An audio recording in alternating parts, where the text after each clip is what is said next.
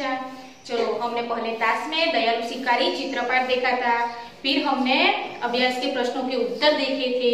आज हम स्वाध्याय देखेंगे।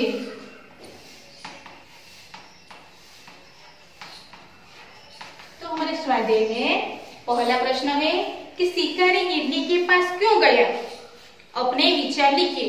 तो विद्यार्थी मित्रों, शिकारी जो हिरनी के पास गया था, यह अपने विचार में आपको व्यक्त करना है। फिर हमारा दूसरा जो प्रश्न है वह है, नीचे दो प्रसिद्ध कहानियों के चित्र दिए गए हैं, तो उनके नाम लिखकर आपको कहानी लिखिए। हमें पेज नंबर 3 पे दो कहानियां दी गई है, चित्र दिया गया है, उसके आधार पर हमें कहानी बनानी है। तो विद्यार्थी मित्रों, सबसे पहले मैं आपको स्क्रीन पर यह पहला चित्र जो है वह दिखाऊंगी, तो आपको ध्यान से देखना, फिर हम कहानी बनाएंगे। बहुत अच्छा, चलो विद्यार्थी मित्रों, अब हम पहला चित्रपाठ देखते हैं। तो इसका शीर्षक है बाथुनी कछुआ। एक बहुत बड़ा गांव था। गांव में एक तालाब था। तो तालाब में दो हंस और एक कछुआ रहता था। वह तीनों बहुत ही सुंदर और अच्छे मित्र थे। लेकिन एक बार ऐसा हुआ कि बारिश जो थी वह एक साथ बहुत कम आई। इन्हीं के कारण अगले साल तालाब जो का पानी था वह सारा सूख गया। अब हंसों को दूसरे तालाब में जाना था। हंस तो उड़ सकते थे, लेकिन कछुआ जो था वह तो उड़ नहीं सकता था। फिर कछुए को भी जाना था। तो हंसों ने एक उपाय सोचा। उन्होंने कहा कि हम एक लंबी लकड़ी लेके आएंगे और लकड़ी जो है उसका एक एक सिरा हम अपनी चोंच में पकड़ेंगे।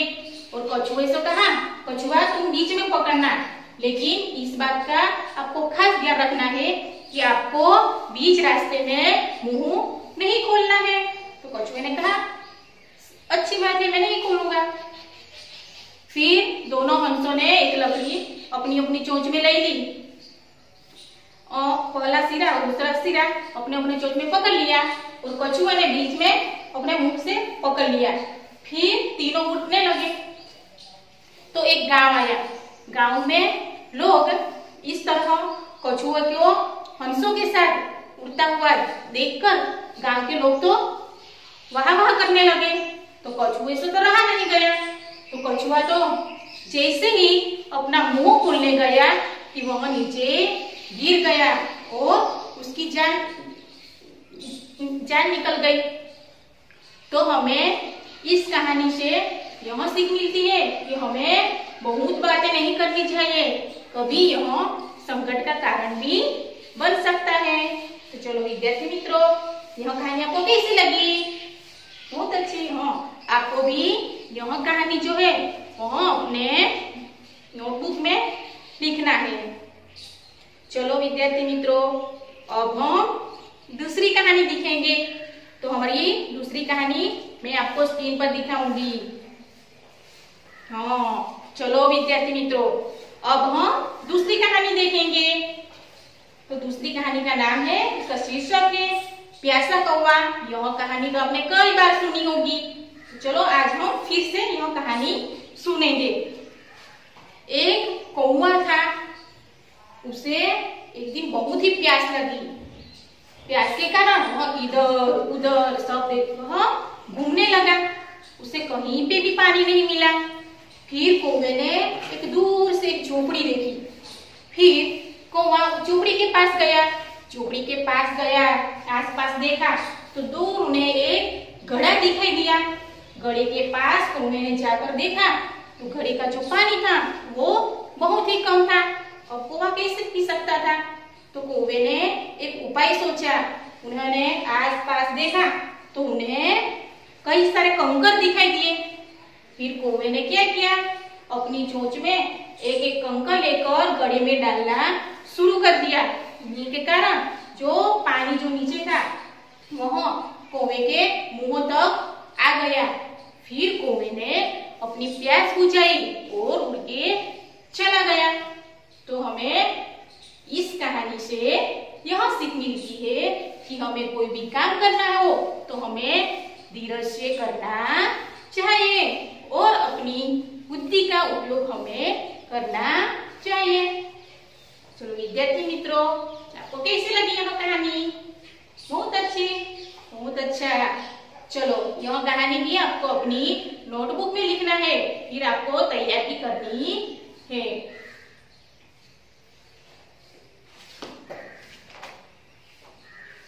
फिर विद्यार्थी मित्रों, अब हम पेज नंबर 4 देखेंगे। उसमें तीसरा प्रश्न है, कौवा और लोमड़ी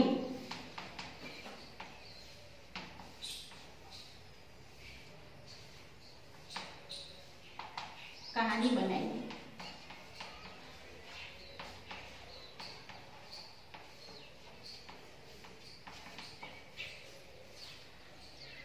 चलो और विद्यार्थी मित्रों, अब मैं आपको जो यह चित्र है मैं आपको स्क्रीन पे दिखाऊंगी, आपको ध्यान से सुनना है, फिर हम इस कहानी का वर्णन करेंगे। चलो, कौवा और लोमड़ी। एक कौवा था, कौवे को एक दिन एक रोटी मिली, तो कौवे तो उड़ता उड़ता एक पेड़ पे डाली पर जाकर बैठ गया और मजे से रोटी खाने लगा। इतने में एक लोमड़ी आई। तो लोमड़ी ने कौवे के पास रोटी देखी, तो लोमड़ी को भी खाने की इच्छा हुई। फिर लोमड़ी ने क्या कहा कौवे से कि कौवा भैया आप तो बहुत अच्छे गाते हो, मुझे आपका मधुर गीत जो है वह सुनना है। तो कौवे को तो लोमड़ी की जो चालाकी थी वह उसे समझ में आ गई। फिर कौवे ने क्या किया, अपनी चोंच में जो रोटी रखी थी वह उन्होंने अपने पंजे में दबा ली। फिर कौवा जोर से काव काव करने लगा, काव काव करने लगा। फिर लोमड़ी को तो पता चल गया कि जो कौवा है वह सब कुछ समझ गया है। फिर लोमड़ी ने मुंह लटकाकर वहां से आगे निकल गई और कौवा मजे से रोटी खाने लगा। तो हमें इस कहानी से यह सीख मिलती है कि कोई हमारा गुमराह करे तो हमें तुरंत उनकी बातों में नहीं आना चाहिए, हमें अपनी बुद्धि का उपयोग करना चाहिए।